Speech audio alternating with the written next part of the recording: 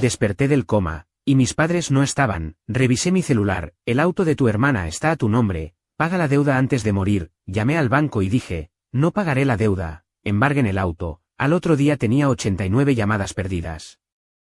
Nunca olvidaré el momento en que abrí los ojos, todo estaba borroso, como si alguien hubiera puesto un filtro opaco sobre el mundo.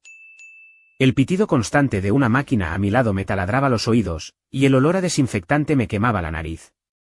Estaba en un hospital, eso lo supe de inmediato. Pero no entendía por qué. Mi cuerpo se sentía pesado, como si alguien hubiera atado pesas a mis brazos y piernas. Intenté mover la cabeza, y un dolor agudo me atravesó el cráneo.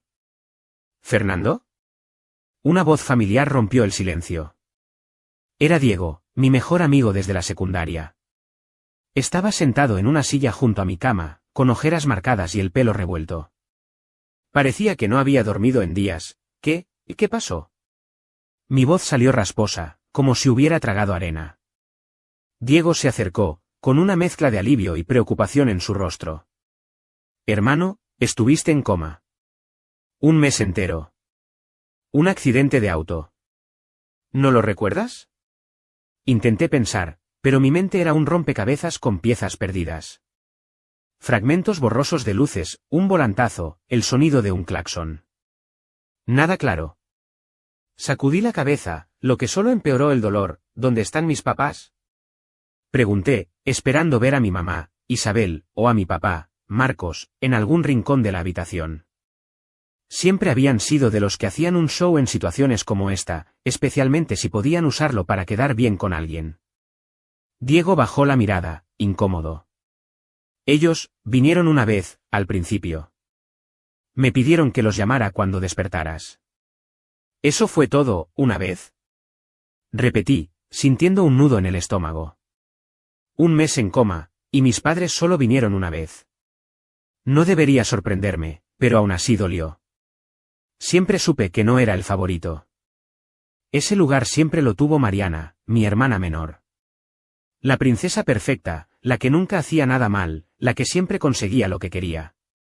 Yo, en cambio, siempre fui el que debía ganarse su aprobación, el que tenía que demostrar que valía algo.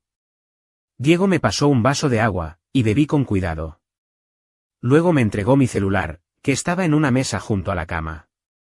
Esto estaba en tus cosas. Lo dejaron los paramédicos. El celular estaba apagado, con la batería casi muerta.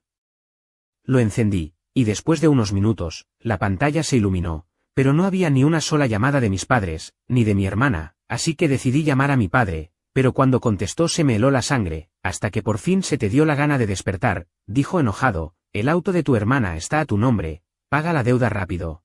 Así sea lo último que hagas antes de morir.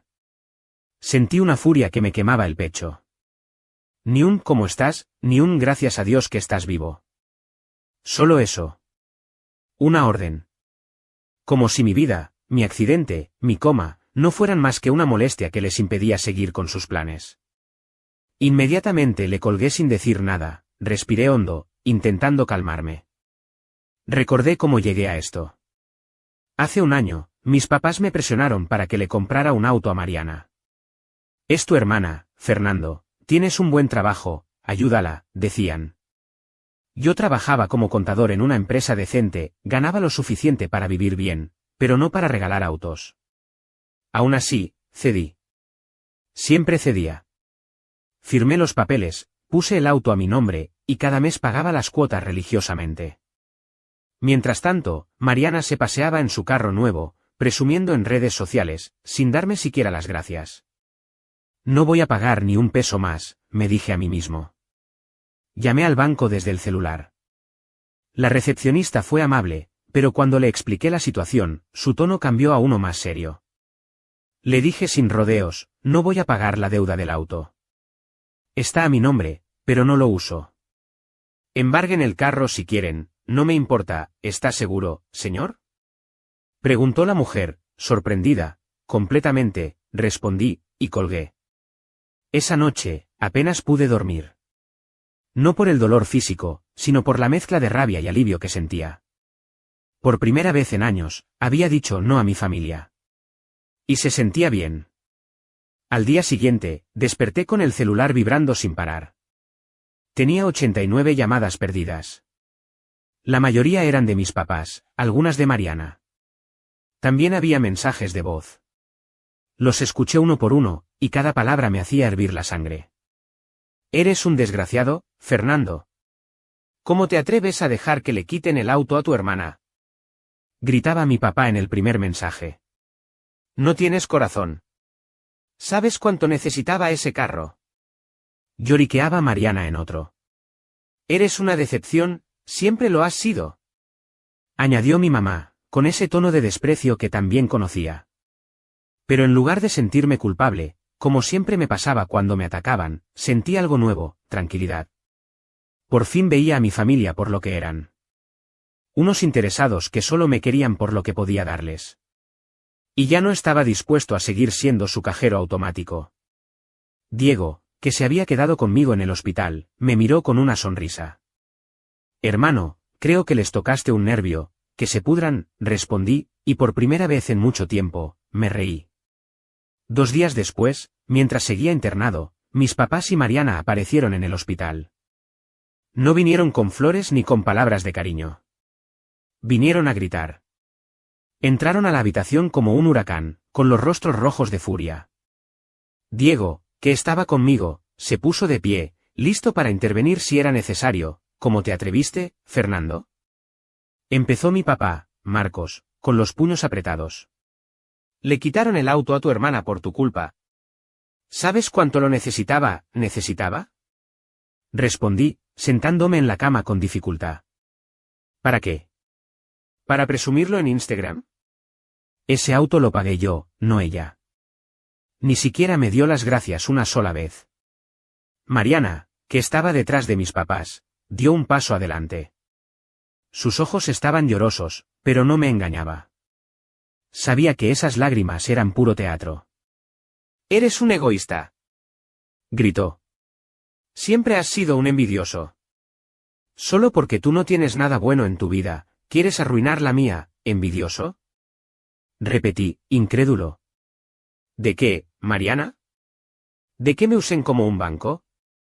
¿De qué mis propios padres no se molestaran en visitarme mientras estaba en coma? Estuve un mes luchando por mi vida, y a ustedes no les importó». Mi mamá, Isabel, que hasta ese momento había estado callada, intervino con su voz fría y cortante. «No exageres, Fernando, sabíamos que estabas bien, no había necesidad de estar aquí perdiendo el tiempo». «¿Perdiendo el tiempo?». Sentí que algo se rompía dentro de mí. Toda mi vida había intentado complacerlos, ser el hijo perfecto, el hermano generoso. Pero siempre había sido invisible para ellos. Siempre era Mariana la que importaba. «Ustedes nunca me han querido, ¿verdad? Solo me quieren cuando hay algo que sacar de mí, eso no es cierto», gritó mi papá, pero sus ojos lo delataban. Estaba nervioso, como si supiera que había sido descubierto. «No mientas, papá. Ese mensaje que me mandaste lo dejó todo claro. Paga la deuda antes de morir». «¿Eso es lo que soy para ustedes?». Un cajero automático. El silencio que siguió fue pesado. Nadie respondió. Mariana bajó la mirada, mi mamá se cruzó de brazos, y mi papá solo apretó la mandíbula. Diego, que había estado callado, puso una mano en mi hombro, dándome fuerza. «Váyanse», dije, con la voz más firme que jamás había usado con ellos. «No quiero volver a verlos, no te atrevas a hablarnos así», gritó mi papá, pero ya no le tenía miedo. Por primera vez, me sentía libre. «Fuera», repetí, y señalé la puerta, pero entonces llegó la enfermera encargada y los echó. Se fueron, no sin antes lanzar más insultos y amenazas. Pero no me importó. Sus palabras ya no tenían poder sobre mí. Una semana después de la confrontación con mis padres y Mariana en el hospital, me dieron de alta. Salí del hospital en una silla de ruedas, con Diego a mi lado empujándome hacia su viejo sedán.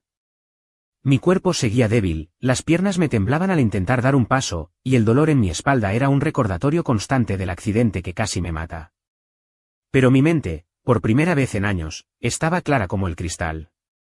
Había tomado una decisión, no volvería a ser el banco de mi familia. Cuando llegué a mi apartamento, todo me parecía extraño, como si estuviera entrando a la casa de un desconocido. El lugar estaba cubierto de una fina capa de polvo. Después de un mes en coma, nadie se había molestado en venir a limpiar o siquiera revisar si todo estaba en orden. Diego se ofreció a quedarse, pero le dije que necesitaba estar solo. Quería enfrentar esto por mi cuenta. Me senté en el sofá, con mi laptop sobre las piernas, y empecé a revisar mis finanzas. Durante años, había sido el sostén económico de mi familia, aunque nunca lo reconocieran.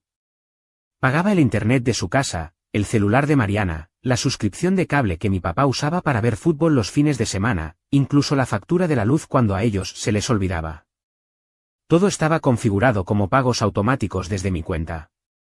Cada mes, sin falta, mi dinero se iba a sus bolsillos. Pero eso se acabó. Con un par de clics, cancelé cada uno de esos pagos. Mientras lo hacía, sentí una mezcla de alivio y adrenalina. Era como cortar las cadenas que me habían atado a ellos durante tanto tiempo. No sentí ni un ápice de culpa. Por primera vez, estaba poniendo mis necesidades primero. 2 días después, mi celular empezó a vibrar sin parar. Era mi papá, Marcos. No contesté. Después de la 10ª llamada, dejó un mensaje de voz. Su tono era una mezcla de furia y desesperación, algo que nunca había escuchado en él. Lo reproduje, preparándome para más insultos. Fernando, ¿qué demonios te pasa? Nos cortaron el internet y el cable. La luz está por cortarse también. No podemos vivir así. Arregla esto ahora mismo, eres el responsable. Escuché el mensaje 3 veces, no porque dudara de lo que decía, sino porque cada vez que lo oía, sentía una satisfacción que no podía explicar. ¿Responsable? ¿Yo? Ellos, que no se molestaron en visitarme mientras estaba en coma, ahora me exigían que siguiera pagando por su vida cómoda. Esa noche, me senté en el balcón de mi apartamento con una cerveza en la mano. No bebía mucho, pero esa cerveza sabía a libertad. Miré las luces de la ciudad, y por primera vez en mucho tiempo, me permití soñar con un futuro que no incluía a mi familia. Un futuro donde yo decidiera cómo gastar mi dinero, mi tiempo, mi energía. Pero al día siguiente todo cambió. Mientras intentaba descansar en mi apartamento, alguien tocó la puerta con fuerza. Era un golpe insistente, casi violento. Abrí, y allí estaban, Marcos, Isabel y Mariana, con los rostros encendidos de rabia. No me dieron tiempo ni a saludar. ¿Qué te pasa, Fernando? Gritó mi papá, entrando sin invitación. Nos dejaste sin nada. Sin internet, sin cable, sin luz. ¿Cómo te atreves? Mariana, con los ojos rojos y el maquillaje corrido, se lanzó contra mí. Eres un egoísta. Primero me quitan mi auto por tu culpa, y ahora esto. No tienes corazón. Mi mamá, Isabel, se quedó en la puerta, con los brazos cruzados y esa mirada de desprecio que también conocía. Siempre has sido un problema, Fernando. Nunca haces nada bien. ¿Crees que esto te hace mejor persona? Me quedé en silencio por un momento, sintiendo cómo la rabia crecía dentro de mí. Pero no era la rabia ciega de antes, esa que me hacía ceder para evitar conflictos. Esta era una rabia fría, calculada, la que me daba fuerza para decir lo que había guardado durante años, ¿que yo los dejé sin nada? Dije, alzando la voz. ¿Y dónde estaban ustedes cuando yo estaba en coma? ¿Dónde estaban cuando casi me muero? Un mes entero, luchando por mi vida, y ustedes vinieron una sola vez. Una. Y solo para pedirme que los llamaran cuando despertara, como si yo fuera una maldita alarma. Mi papá intentó interrumpirme, pero levanté la mano. No, Marcos, déjame hablar. Durante años, me exprimieron como si fuera un cajero automático. Pagué el internet, el cable, el celular de Mariana, la luz de su casa. Hasta le compré un maldito auto a Mariana, a plazos que yo pagaba cada mes. ¿Y qué recibí a cambio? Nada. Ni un gracias, ni una visita cuando estuve al borde de la muerte. Solo un mensaje tuyo, papá, diciendo que pagara la deuda del auto antes de morir. ¿Eso soy para ustedes? ¿Una billetera? Mariana abrió la boca, pero no la dejé hablar. Y tú, Mariana, siempre fuiste la princesa. Todo lo que querías, lo tenías.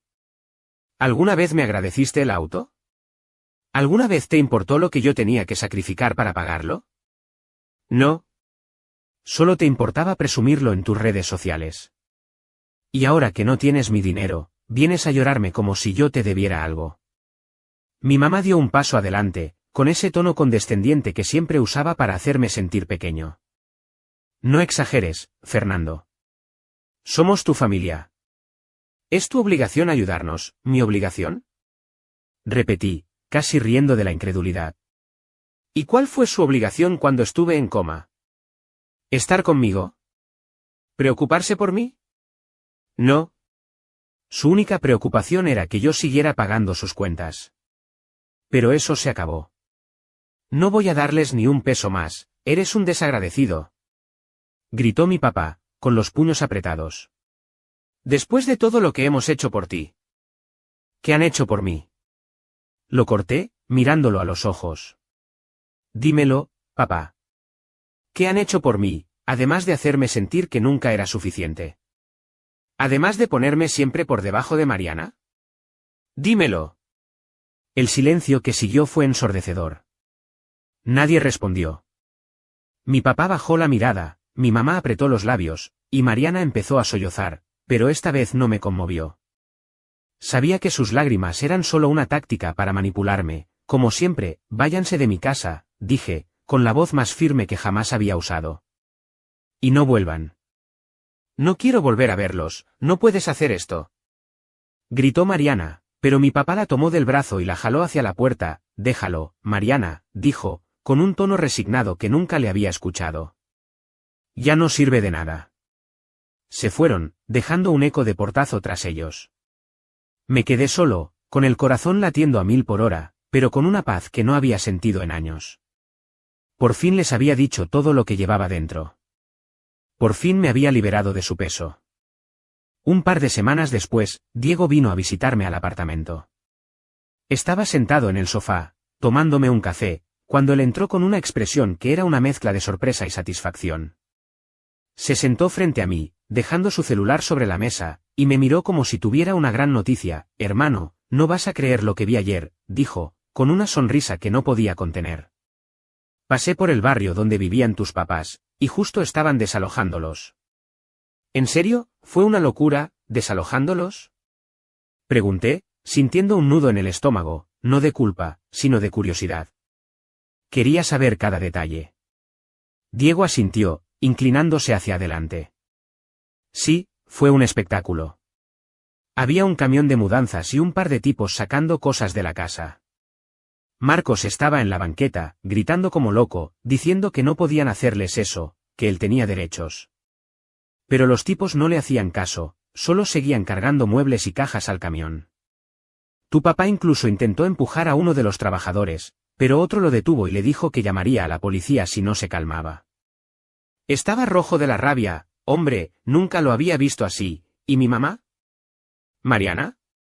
Pregunté, imaginándome la escena. Isabel estaba sentada en la acera, llorando a mares, con un montón de bolsas de plástico llenas de ropa a su alrededor. Se veía rota, ¿sabes? Como si no pudiera creer que esto estuviera pasando. Y Mariana, bueno, ella estaba histérica. Gritaba que no tenían derecho, que todo era tu culpa. Llevaba un par de maletas pequeñas, como si solo hubiera podido salvar lo que cabía en ellas. La vi tratando de meter unas cajas de zapatos en el taxi que contrataron, pero no había espacio, y terminó dejando la mitad en la calle. Algunos vecinos estaban mirando desde sus ventanas, otros hasta tomaban fotos. Fue humillante para ellos. Me quedé en silencio, procesando todo. Una parte de mí quería sentir lástima, pero no podía. No después de todo lo que habían hecho. ¿Y a dónde fueron?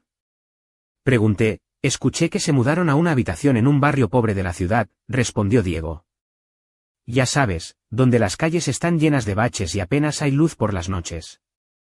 Al parecer, no tenían ahorros, nada. Sin tu dinero, no pudieron mantener la casa ni pagar las deudas que habían acumulado. Imaginé a Marcos, Isabel y Mariana apretados en una habitación pequeña, sin lujos, sin las comodidades a las que estaban acostumbrados.